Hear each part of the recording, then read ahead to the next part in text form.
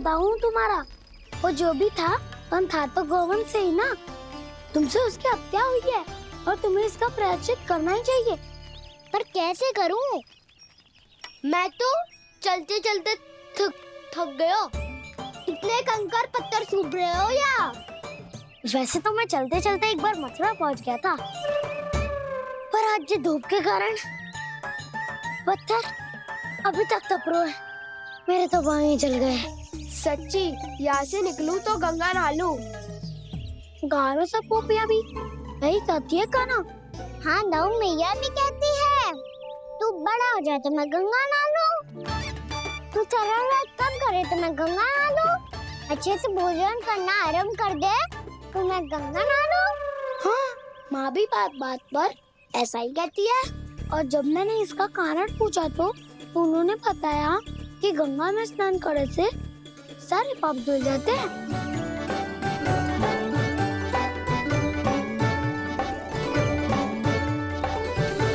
सुनो गोपालक, सुनो, ये सूखा सूखा मार्ग छोड़ो, यमुना जी के किनारे किनारे होके चलते हैं, बहुत आनंद आएगा। काना, मैं गंगा की बात कर रहा था, यमुना की नहीं। तो आप चलिए तो सही।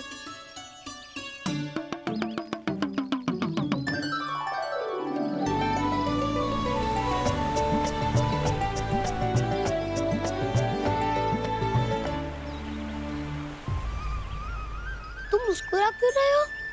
कौन सी योजना बन रही है तुम्हारे मस्तिष्क में? और हम यमुना की ओर क्यों जा रहे हैं? इतनी कोमल और ठंडी है यहाँ की भूमि। काना, बहुत बढ़िया मार्ग चुनो है तूने। पिछले मार्ग पे चलते रहते तो घर पहुँचने से पहले ही प्राण निकल जाते हमारे। यही तो यमुना जी का चमत्कार है सखाओ। अब समझा कि तुमने ये वाला मार्ग क्यों चुना था। पर काना, गंगा स्नान की समस्या का समाधान कैसे निकालोगे तुम? उसमें तो यमुना जी भी सहायता नहीं कर पाएंगी। क्या पता कर ही दे।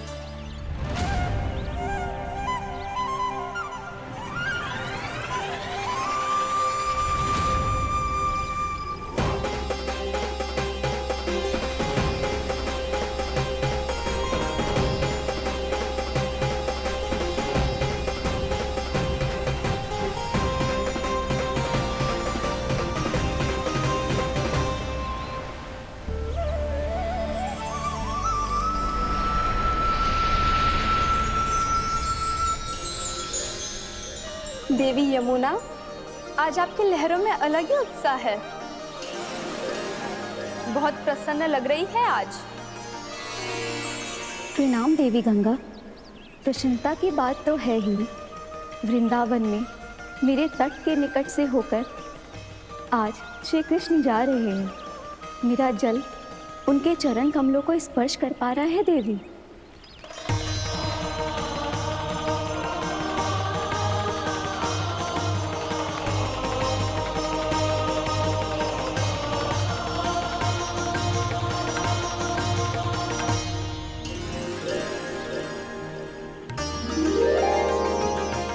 बस यही सोच सोचकर मेरा एक एक मूल हर्षित हो रहा है देवी। आप कितने सौभाग्यशाली है देवी। प्रभु विष्णु के अवतार श्री कृष्ण के चरण कमलों का स्पर्श, उनका वंदन कर सकती है आप, उनकी लीलाएं देख सकती है, नित्य ही उनके दर्शनों का पुण्य प्रताप प्राप्त कर सकती है। किसी तरह आपके जैसा सौभाग्य मुझे मिल पाता तो धन्य हो जाती मैं। तथास्तु। किसी इच्छा पूरी करने का वरदान दे रहे हो काना? चिंता मत करो दाऊ, अब गंगा जी वृंदावन पधारने वाली है। पर ये कैसे संभव है? यदि श्री कृष्ण चाहें तो सब कुछ संभव है देवी। तो फिर मैं उस क्षण की प्रतीक्षा करूंगी जब प्रभु के दर्शन मुझे भी प्राप्त होंगे। अब हर क्षण मेरे अधरों पर एक ही प्रार्थना होगी कि वो क्षण शीघ्र आए।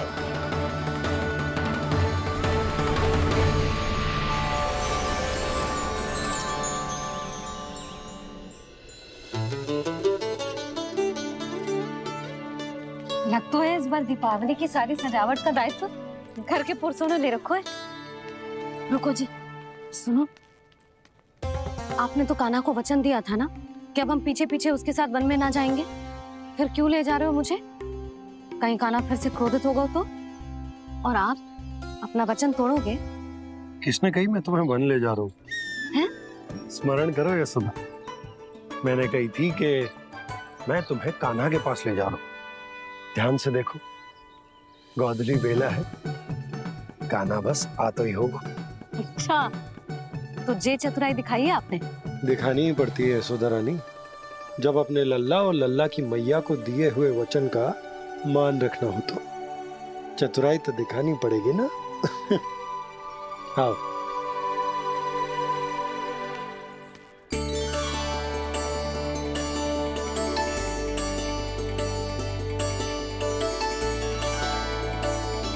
तो अपने अपने पतियों को काम सौंप कर सब यहाँ आ गई है। इसी को तो ममता कहते हैं नंद जी। दीपावली जैसे त्योहार की व्यवस्था छोड़कर सब अपने लल्ला की प्रतीक्षा में हैं। जे आगे सारे बालक। मैया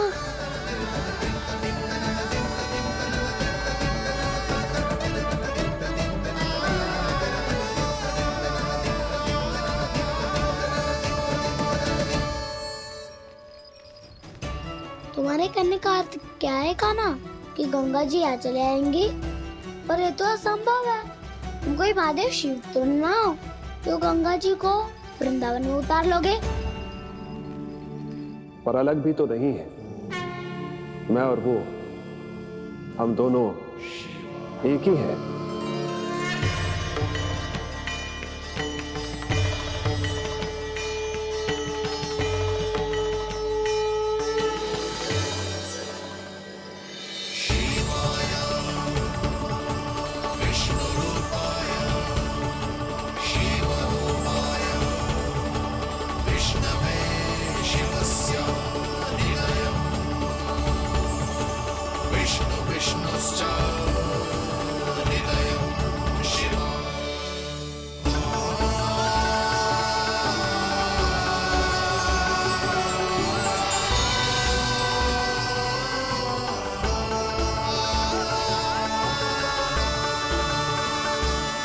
ये क्या देख रहा हूँ मैं?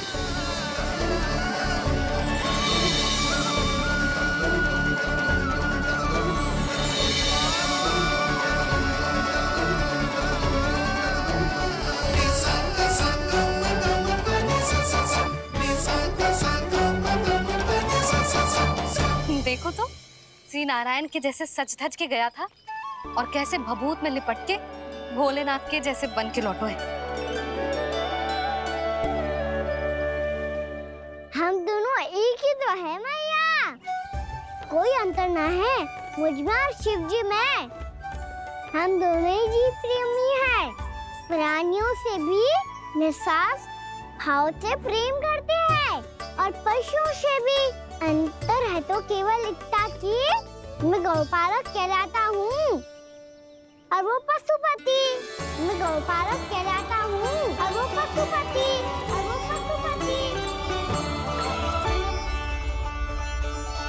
वन में पहला दिन कैसा गया कान्हा? अपने हाथ से माखन बनाकर उज्जवल से भिजवाया था। इसने दिया कि नहीं तुझे? और मैंने शिदामा के हाथ तेरे लिए गुड़ वाला दही भेजा था, तूने खाया कि ना? मैं तो कोई देख ही ना रहा। सच्ची सच्ची बता कान्हा, तेरे दाऊ ने तेरा ध्यान रखा कि ना? कोई हमसे भी तो पूछ लो, मैं तो कोई ध्यान ही ना दे रहे है। अरे अपने अपने लल्ला को देखो, मेरे कान्हा के पीछे पड़ी है सबकी सब। गैयाओं ने ज्यादा परेशान तो ना किया ना? और वन में भय तो ना लगो? कान्हा भोजन समय पे करो था कि भूल गया था? हाँ, मैंने आप सबके भेजे पकवान भी खाए और आप सबको बात स्मरण करो, इसीलिए तो आप सबके लिए वन से कछुआ लाया हूँ मैं।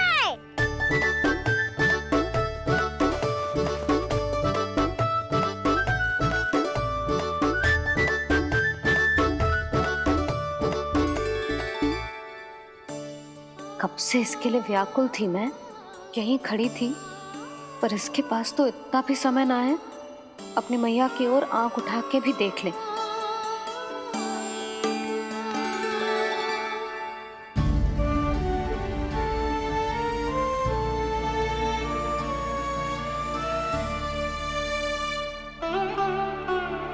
क्या हो इतनी देर तक इसकी प्रतीक्षा की और अब आयो है तो क्रोधित होके जा रही है।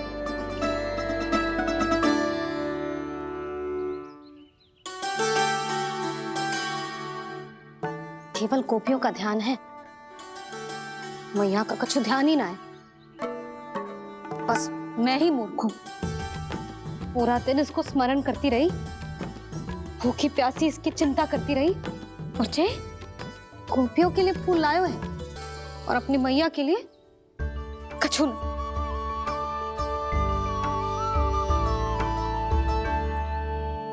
मैया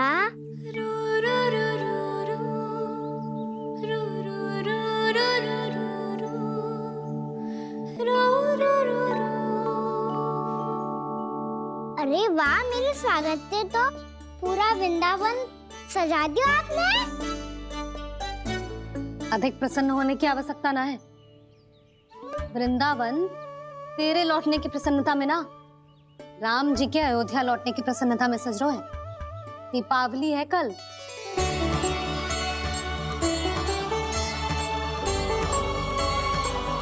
वो स्वागत भी तो मेरा ही था मैया।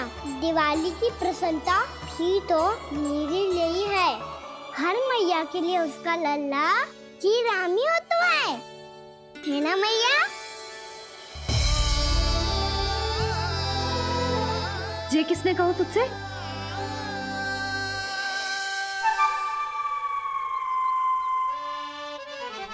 नाना, मैंने कछु ना बोला इसे।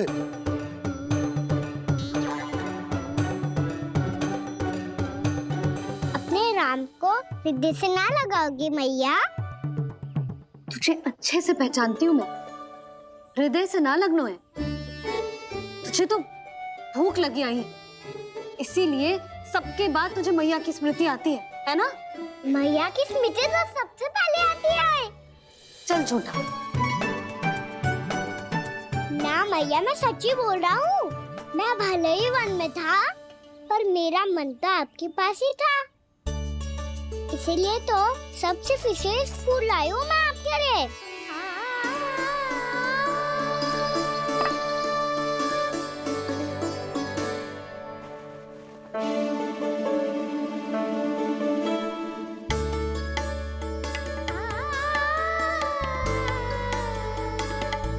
ये मेरे लिए लाया है तू? हाँ,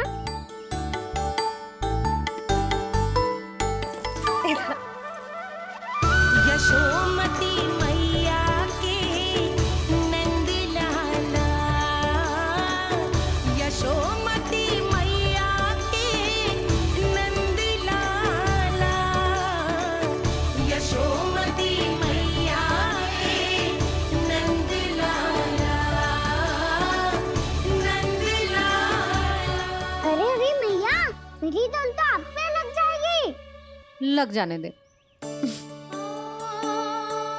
तुझे पता है तुझे हृदय से लगाने के लिए कितना तड़पी हूँ मैं? मैं भी तो तड़प रहा था मैया, इसीलिए तो आपके लिए कमल का फूल आए हूँ। भूख लगी आई होगी ना तुझे? चल मुंह हाथ धुला देती हूँ, आजा। चल आजा।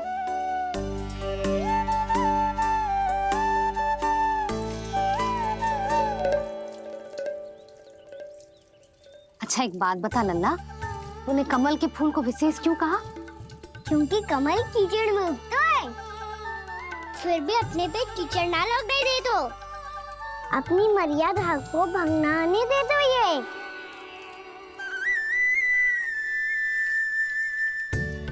ये देखो मैया, जल भी इस पे ना ठहर पा तो उससे तो यही सिद्ध होता है ना कि संसार में लिपना तो अनाथ तक बना रहता है।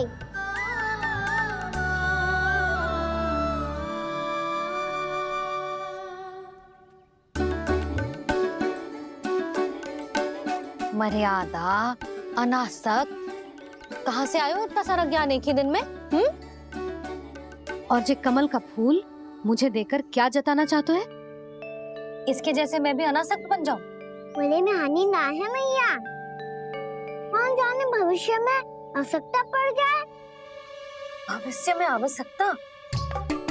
जो मुंह में आए बोलते है, चुप कर। हाँ, बड़ी बड़ी बातें बाद में करना, पहले तो मुझे ये बता आज मन में क्या क्या हुआ? सखा बत्तासुर का भेद छिपा नहीं पाएंगे, कोई ना कोई तो उगल ही देगा। और यदि उज्जवल ने बताया तब तो बड़ा चढ़ा के ही बोलेगा। इससे तो अच्छा है मैं ही बता दूं। बताइए मैया, हम सब गैयाओं की रक्षा वैसे ही कर रहे थे, पर से सृष्टि की रक्षा अष्ट दिक्पाल करती है। अच्छा, हाँ, पर तभी विचित्र घटना हुई। एक वक्त अचानक ही बहुत हिंसक हो गया, पर भगवान श्री नारायण ने सब संभाल लिया। ऐसा उठा के पटको उसे, एक ही क्षण में सारी समस्या समाप्त हो गई। संगत का असर हो तो है जो सुना था, आज देख भी लियो लल्ला, तू भी उज्जवल के जैसे बड़बोला होता जा रहा है। चल। मैं सच्ची कह रहा हूँ मैया।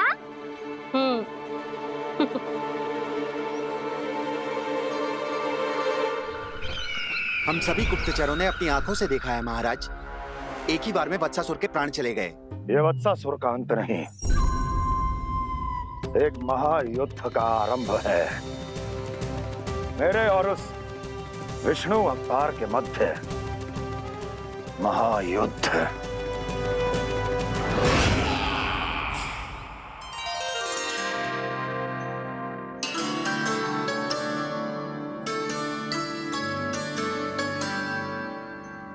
फिर जैसे ही उस वक्त को हिंसा करते देखो, नारायण ने ठान लियो किसी गोपालक को कोई हानि न पहुंचाने दूंगा। फिर उन्होंने उसे चुनौती दी। अब बस कर लल्ला, जब से आयो है ना तब से कई बार सुना चुका है। मैं रंगोली समाप्त कर लूं, फिर लक्ष्मी जी की पगचिन बनाने में मेरी सहायता करियो।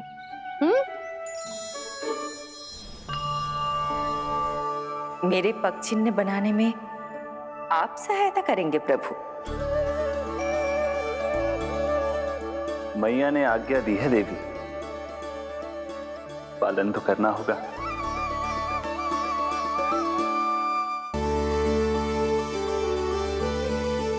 अभी पगचिन क्यों बना रहे हो मैया?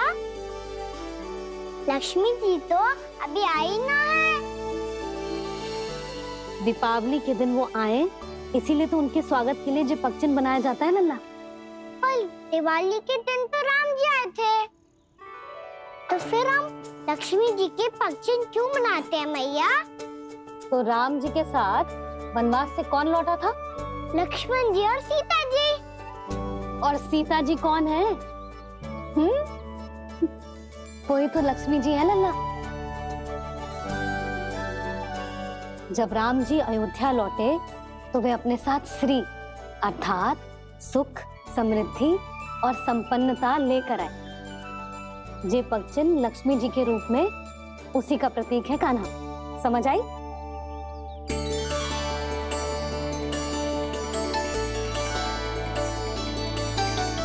लो, मुझे तो पूर्णा मौसी के यहाँ जाना है, उनका आशीर्वाद लेने। वो अभी तीर्थ यात्रा करके आई है ना।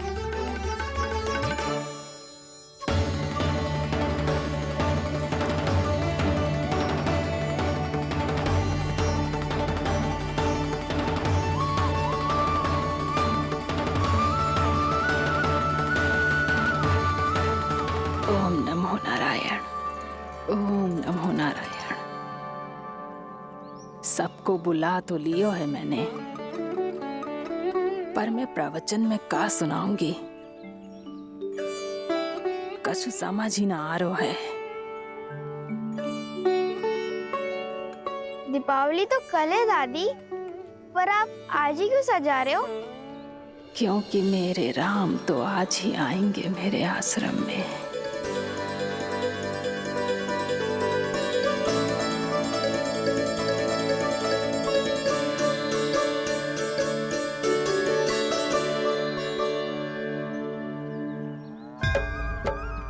भाव विह्वल हुई करके दर्शन, पूर्ण अपने भगवान का, स्तब्ध खड़ी रह गई देखती तेज कृष्णा और श्री